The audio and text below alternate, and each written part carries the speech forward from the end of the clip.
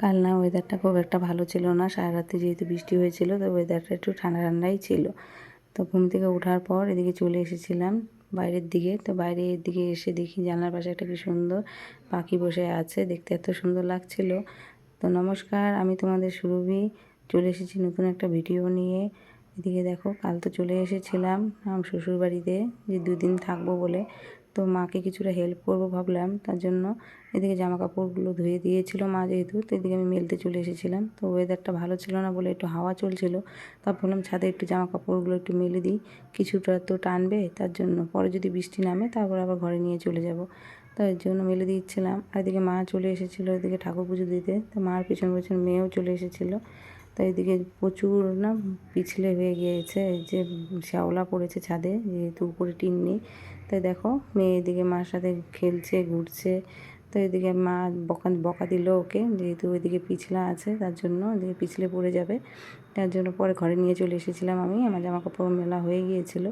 এদিকে দেখো এসে ঠাকুর ঘর থেকে একটা আপেল নিয়ে চলে এসেছে, কোনটা ছেড়ে কোনটা নেবে সেটাও নিজেই বুঝতে পারছিল না। তারপর ভাবলাম যে আমি একটু দাদিকে খাইয়ে দিই, যেহেতু বাবা নেই বাড়িতে। আমি কখনো ভাবতে পারিনি দাদা আমার কাছে খাবে। তো দেখো দাদা তো প্রায় খাওয়া প্রায় শেষই হয়ে এসেছিলো। এদিকে মা মেয়েকে নিয়ে ওইদিকে চুপচাপ বসে খেলছিল, তো মেয়েও চুপচাপই ছিল। মেয়ে চিন্তা করছে যে দাদাকে কেন খাইয়ে দিচ্ছি আমি, বারবার এসে এসে আমাকে বলছে মা একটু ভাত দাও আমাকে। তা আমি ওকেও একটু খাইয়ে দিয়েছিলাম। তারপরে মার সাথে যেহেতু ছিল, তো মা ওর সাথে গল্প করছিল।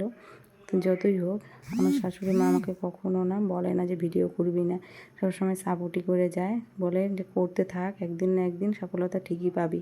সবসময় আমাকে সাপোর্ট করে। উল্টা যদি আমি ভিডিও না করি বা না পোস্ট করি, তার জন্য আমাকে অনেক বকাবকি করে, বলে কেন করিস না, কেন দিস না। তো এরকম যে শাশুড়ি মা পাবো আমি কখনো ভাবতে পারিনি, যে ওনার এতটা আমার প্রতি সাপোর্ট, ভরসা, মানে এগুলো আমি কখনো ভাবতে পারিনি। তারপরে দেখো দাদাকে খাইয়ে মুখ টুক ধুয়ে দিয়ে এদিকে চলে গিয়েছিলাম। মা বললো তুইও খেয়ে নে। তো মা এদিকে ভাত বেড়ে দিচ্ছিলো। মার ভাতটা তো আমি বেরিয়ে নিয়ে এসেছিলাম। তারপর মাকে বললাম একটু সবজি দাও আমাকে, আমি খেয়ে নিই। তো মা এদিকে সবজি দিচ্ছিলো আর নিজেরটাও বেড়ে নিচ্ছিলো। তারপরে দেখো এদিকে আমার খাওয়া দাওয়া প্রায় কমপ্লিটের দিকেই, প্রায় শেষ হয়ে যাচ্ছিলো। আর মাকে একটু ভিডিও করেছি বলে মা বলছে কী ভিডিও করছিস, আমাকে দেখতে কীরকম লাগছে। আমি বললাম কিছু হবে না, একটু ভিডিও করি, তোমাকে তো সেভাবে কেউ দেখেনি তোমাকে, সেজন্য একটু ভিডিও করে দিলাম। টাটা, আজ আসি, তোমরা সবাই ভালো থেকো।